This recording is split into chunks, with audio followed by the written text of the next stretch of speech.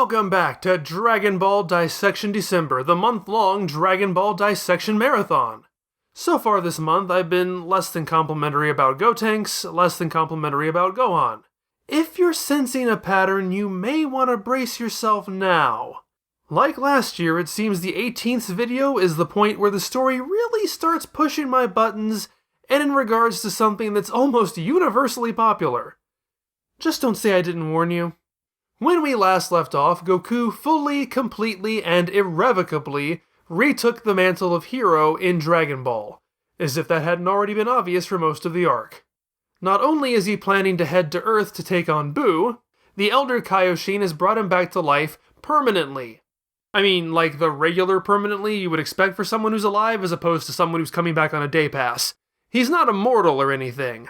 Then again, the Elder Kaioshin claims he only had 1,000 years left to live, so has that lifespan now been conferred to Goku? Probably not, but it does make you wonder. At first, this does sound as if the story is entirely given up on Gohan after its last pitiful gasp of pretending he's the hero. However, like a carrot on a string, Dragon Ball teases us with the hope that Gohan's role is not entirely over, even though it very much is. When discussing strategy, Goku suggests using fusion with Gohan. See, he's still going to serve an integral role in the destruction of Buu, don't you worry. The Elder Kaioshin has his doubts, though, about fusion, that is. He doesn't think Buu will wait around for that silly dance. I mean, I don't know why not, he has before. And since he's apparently all jazzed about fighting strong guys, why wouldn't he? A much better justification would be that Gohan has no idea how to do the dance, which he doesn't, and that Goku has pointedly said it took him an entire week to learn. But given how all over the map these chapters have been about how easy or difficult it is to learn the fusion dance, I wouldn't be surprised if we're now at the point that Gohan or anybody else can learn it instantly. Check back in with me later this month as we explore how true that is. Well, in the face of that tenuous logic, fusion is out. Instead of that, the Elder Kaioshin suggests another form of combining. It turns out the dangly earrings the Kaioshin wear aren't just decorative. Sharing them with another person is also a method of power-up through merging. The younger Kaioshin is made the butt of this joke by not only having no clue this was ever a thing, but is tricked into permanently combining with Kibito. Yeah, the Elder Kaioshin instructs them to try it out without first letting them know that there is no time limit here. It lasts forever. Wow, you're a dick. There really should be some kind of law against doing this to someone without informing them of the consequences. Clearly, the witch he accidentally combined with is still in there, ruining people's lives. Hashtag justice for Kaioshin. This action also serves absolutely no purpose, and only misleads the audience as to what Potara combining turns out to be. The resulting character is less of a combination than it is Kaioshin possessing Kibito's body. There is nothing of Kibito's personality remaining. Seriously, all you'd have to tell me is that this is Kaioshin after he grows up, and I'd accept it without question. I'd be lying if I said I was a huge fan of this Potara development. Yeah, try to contain your shock. It just feels so contrived. Within a single story arc, in the span of a couple of days, the narrative just happens to introduce two completely unrelated methods of combining characters into a mashed-together hybrid? Keep in mind, this is immediately after it uses two completely unrelated methods to bring the dead Goku and Vegeta into this battle. It's ridiculously redundant. Aside from minor aesthetic changes and metatextual power scaling debates that have no real impact on the story, the only thing Potara brings to the table that fusion doesn't is the unenviable consequence of never being able to separate. And that is not nothing. That is hugely significant, forcing the choice of giving up individuality for the benefit of all life in the universe. Humorously enough, all Goku worries about is having to attend Gohan's high school. Yes, the strongest storytelling choice of the Potara, and its only legitimate justification for existing, is its permanence. So I'm sure the franchise is never going to walk that back. Ha ha ha ha! It should not surprise you to learn that the Kaioshin earrings weren't created with the intention of serving this purpose. They are, after all, a pretty blatant copy of Zarbon's earrings from the Frieza arc. While it's fun to imagine that Zarbon might be the perfect combination of an ogre and an 80s aerobics instructor, That's definitely not an avenue the story intends you to explore. In fact, the earrings are so inconsequential to the early sections of this arc that Kaioshin doesn't always have them. For 3 chapters in a row during the adventures surrounding Bobby D's ship, Kaioshin's earrings inexplicably changed to simple hoops, before Toriyama apparently noticed and switched them back. In my 20 plus years of being a fan of this series, I had never noticed that until a few sharp-eyed viewers pointed it out to me about a year ago. There is no inherent problem in either of those things. I think it's funny that Toriyama swapped designs for a few weeks. Mistakes happen, and it's a fun thing to notice. I also don't think it's a problem that Toriyama looked at his design for Kaioshin and said, "Hey, I can use those earrings." Way to tap into that creativity. But it is undeniably a last-ditch excuse to combat a different problem. What that is we'll get to in a few minutes. Just keep that nugget tucked into the back of your mind. Goku teleports back to Earth, cutting Buu in half with a Kienzan, which leads to that embarrassing Ten Shinhan knockout I mentioned last week. Hey, you know, while Buu is shocked and dismembered, this would be a great time to fly down to Gohan and hand him this tiny, easily misplaced earring so that it doesn't get lost in all the craggy fissures. Instead, with no warning, Goku tosses Gohan this tiny, easily misplaced earring so that it immediately gets lost in all the craggy fissures. Symbolically, this action represents the exact moment where Gohan becomes a complete waste of space. Missing that catch means he's no longer going to be the character Goku combines with, which means his role in the story is over. But it's hard to argue that this isn't entirely Goku's fault. Why would you do that? By the time Gohan finds the damn thing, Buu takes the opportunity to absorb him. Bye, Gohan. Bet you're glad your biggest role in this arc is to be a power-up for someone else. Now Buu is even stronger, and permanently, as demonstrated in contrast to his post-fusion downgrade that is so brief and pointless it's not even worth mentioning. The best consequence of Gohan's absorption is that it forces Goku to seriously consider combining with Mr. Satan, complete with a hypothetical imagining. You know, I honestly wonder how much fun that might have been, but we're probably better off that Vegeta shows up. Wow, how long has it been since that's been the case? I'm actually glad to see Vegeta. Then he starts whining about how he's not going to combine with Goku because of the retcon that Goku was actually holding back in their earlier fight, and he'd rather let the world be destroyed because it's just not fair. You know what, never mind, he can go straight back to hell. There's a reason I didn't miss him all this year. Thankfully, Goku rightly knocks him down a peg, reminding him that Buu has killed or absorbed everyone he cares about, and that maybe that's more important than his petty grievances. Good! He needs to be told that. However, it's also more or less what Goku told him to convince him to fight Buu the first time. Why are we going through this again? Wasn't Vegeta supposed to have learned something from his sacrifice? Vegeta's just got a Vegeta, you know, and the story can't have tension unless Vegeta's threatening to screw everything up. I was actually planning to give far more praise to this moment when I sat down to write this, but that's because my brain remembered it as much better than it actually was. I mean, what better dilemma to thrust on these oil and water characters than to have them face the harsh reality that in order to defeat Majin Buu, they'll have to live as one for the rest of their lives. Like I said, that's the only interesting idea that Potara has going for it, that it would force Vegeta to completely swallow his pride and choose to become one with the man he hates.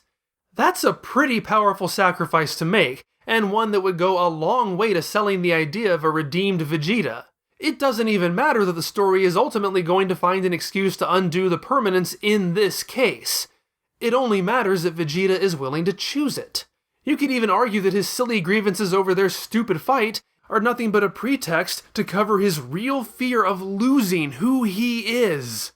Again, that's what I expected to say, but that's not actually what happens here.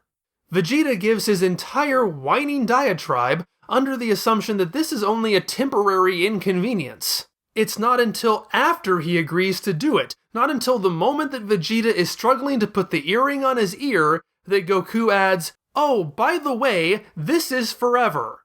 By that point, he's already committed. There's no opportunity to back out, and he never has a single moment to process what that means. Vegeta doesn't make this decision in spite of the sacrifice. He makes it while ignorant of it. This is the only thing that could make the Potara worthwhile, and it's swept under the rug to the point it might as well not even be there. Since it's ultimately not going to be permanent, and the character's never treated in any meaningful way as if it is, this might as well just have been fusion. Now, you might be imagining an alternate reality where this was written as fusion, and you're watching a video where I instead complain that this idea is being reused rather than coming up with something new. I cannot speak for hypothetical me because I am not that person. I would like to think, though, that as long as it's used well in the story, I'd be fine with it. It doesn't take a genius to realize that combining Goku and Vegeta together has a lot of potential. After all, I have placed a lot of the blame for the events of this arc on these two men. Specifically, it's the friction and competitiveness between them that is largely at fault. The conflict opens, pushing their inevitable fight. What better way to close out that story than by these two characters working together for the first time? They don't have to combine to make that idea work, as we'll see at the actual end of the conflict, but combining them is certainly a great potential representation of that resolution. My problem here is that Potara is fusion, it's just pretending it's not. All of that finally brings us to...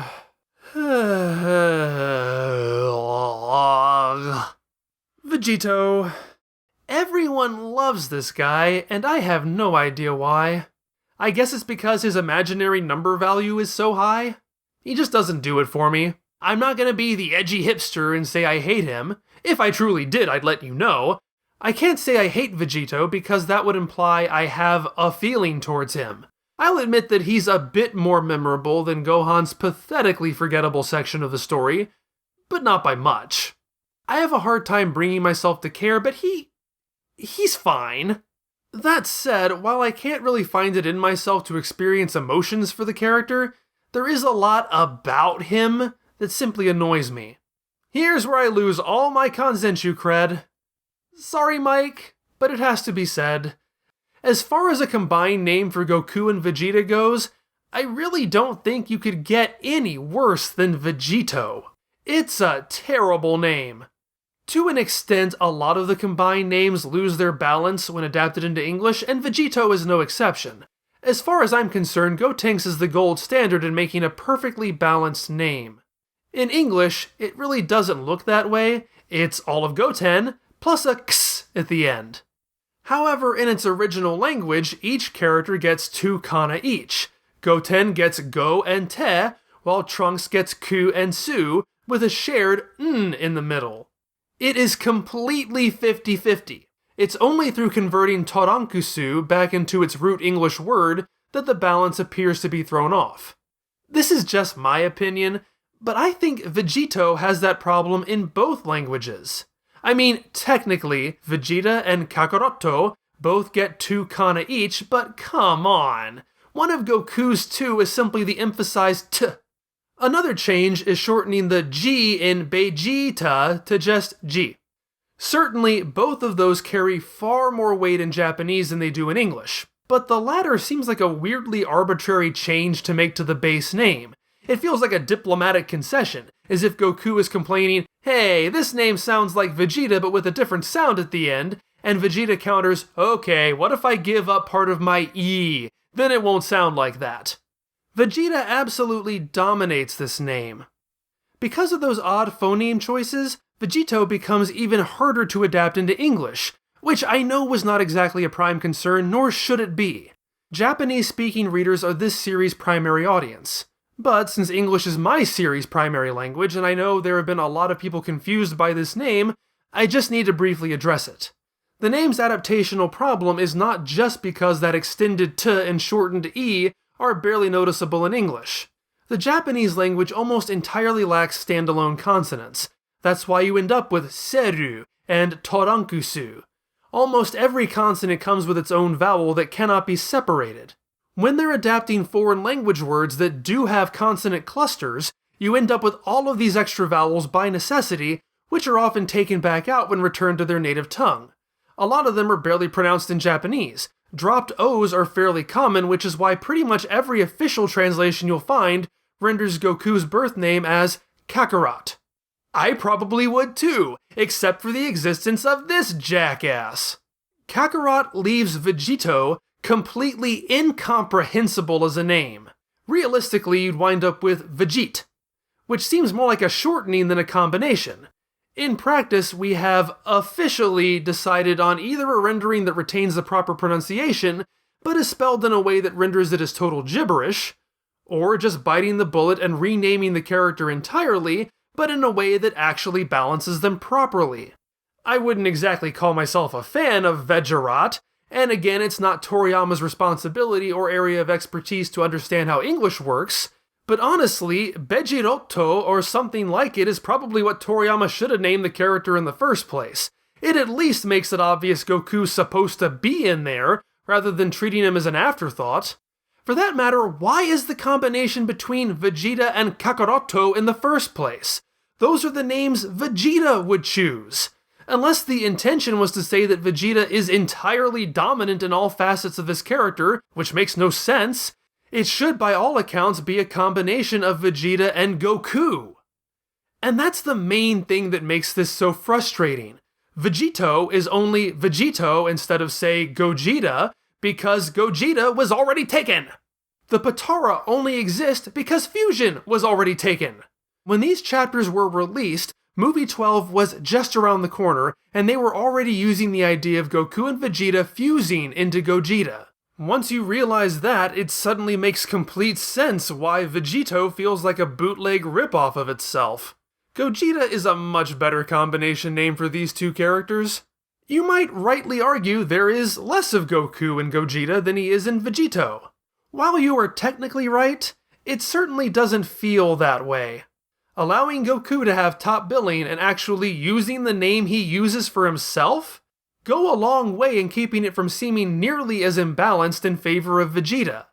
Basically, Toriyama wanted to make a combined Goku and Vegeta character, but because of the movie, he was pretty much left with whatever scraps they didn't already use. And honestly, I'm just getting sick of this story arc writing around stupid things the animated franchise does. They're supposed to be adapting you! I really wish Toriyama had handled this the way he did movie 4. Oh, that's supposed to be Super Saiyan? I don't care. He should have just made his own Gogeta and told the movie to go screw itself. Then we wouldn't have been left with this redundant merging method and the worst possible choice of a name. Finally moving away from nomenclature though, the character itself doesn't even feel like a combination of Goku and Vegeta.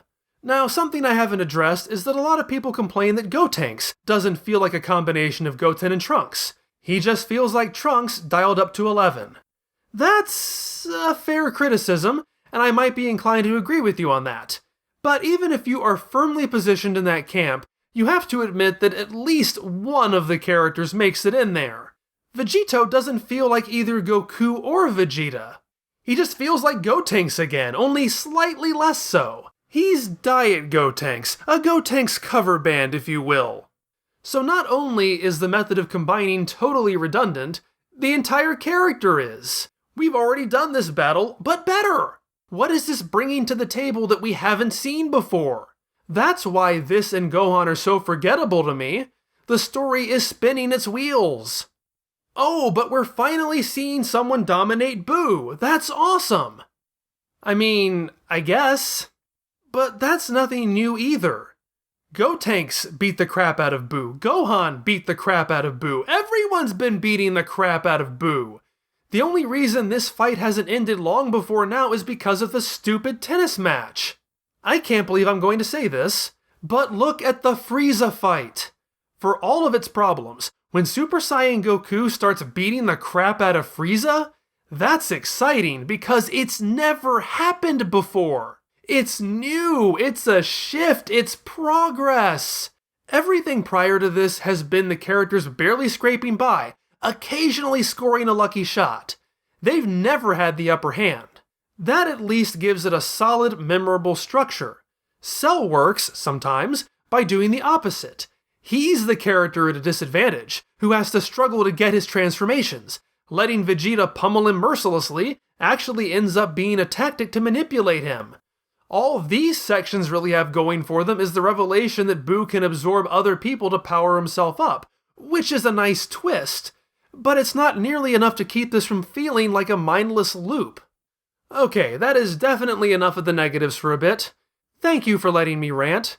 It's time to turn it around because there are a few things about this section of the story and Vegetto that at least buoy it above the Gohan portion of the fight. As I've already said, what ultimately ends up being the only tangible difference Potara brings to the table is aesthetic. If nothing else about Vegetto is character balanced, at least his appearance perfectly is. I much prefer that combining through Potara also combines the character's clothes. I don't mind the fusion outfit, but it makes so little sense. From that perspective, Goku and Vegeta together is a far better combination than Goku and Gohan. I mean, they're wearing the same clothes right now. What fun would that be? I like how Goku's lighter color becomes the undershirt and Vegeta's darker color the outer, basically inverting Goku's color scheme. Even the facial features manage to blend Vegeta's angry eyes with Goku's softer features, something Gohan's power-up fails to do. I do think Vegetto has a pretty good design. Whew, my heart feels a little lighter now. So allow me a moment to remind you that there is a Dragon Ball Dissection December contest going on right now for all December patrons of any donation amount. Give me your best pitch for how Bardock is going to be ruined next, and you can win the 600-plus page compilation of all 3 volumes of Akira Toriyama's Manga Theater. I've gotten my hands on my own copy, and it is quite a treat, especially the 2 Dragon Ball prototypes. Head on over to patreon.com/MrFusion to get started, or check out the link to the specific contest post in the description. The deadline to enter is December 31st at 11:59 p.m. EST. I hope that was brief enough. Now, back to the dissecting. As the Elder Kaioshin states, it's not the Potara that are powerful, it's the 2 of them, the strongest in their respective realms, who live to outdo each other. It's a great concept, even if it doesn't really manifest itself all that well in the character. It does make for a decently fun fight, though. It helps that it's only 2 chapters long, so it never bogs down. And there are a few moments that are decently memorable, like when Vegetto skewers Buu with a spike of ki to lift him out of the rubble. See, Vegeta, you can do fun things with ki if you just use your imagination. The best bit by far, however, is when Buu temporarily turns Vegetto into a piece of coffee candy. Unlike every other confection Buu has made, the candy Vegetto is still sentient and can still fight. And like with the Super Ghost Kamikaze attack, the results are entertaining enough that I don't find myself questioning too deeply how that even works. It's certainly something we haven't seen before, and I love it! My favorite moment is when Vegetto flies through Buu's mouth and out the other side of his head, lamenting that he tried to let Buu eat him, but he just kept going. As silly as it is, that's also the most important moment in the fight because that's when Vegetto severs Majin Buu's forelock again. It's why I am unable to completely dismiss Vegetto as a waste of time. This is ultimately a brief detour that's not going to win the day, but it's not useless. In fact, Vegetto has a plan he carries through. He's not being blindly arrogant. He wants to be absorbed and is goading Buu into becoming desperate enough to do it. Unlike the last forelock that Vegetto had disintegrated, he purposely keeps this one around so that Buu can do exactly that. And as Vegetto puts up a force field at the last second, he's able to be taken into Buu's body without being absorbed. It is a huge gamble that would even work. It's probably not even a very good strategy. It's not as if Vegetto is desperate and getting inside Buu is the only way he can win. I know he'd rather see if the previous absorptions are still alive, but that's not exactly necessary.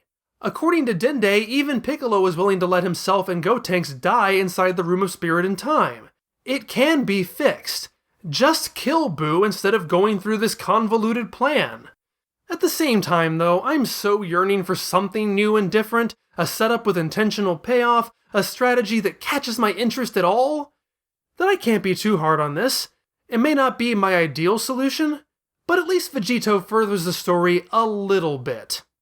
Vegetto has found his way inside of Buu, which means we now get to spend Christmas Day inside Buu. Well, I guess the pods the characters are inside are kinda like Christmas stockings packed with goodies. Instead of coming down the chimney, Buu comes up through the floor. He's like Santa Claus. Well, we'll try to make the best of things. I'm sure it'll be fun for everyone. If you want to get your Christmas started early, the next episode is up right now for all $10 and up patrons. I will see you next week.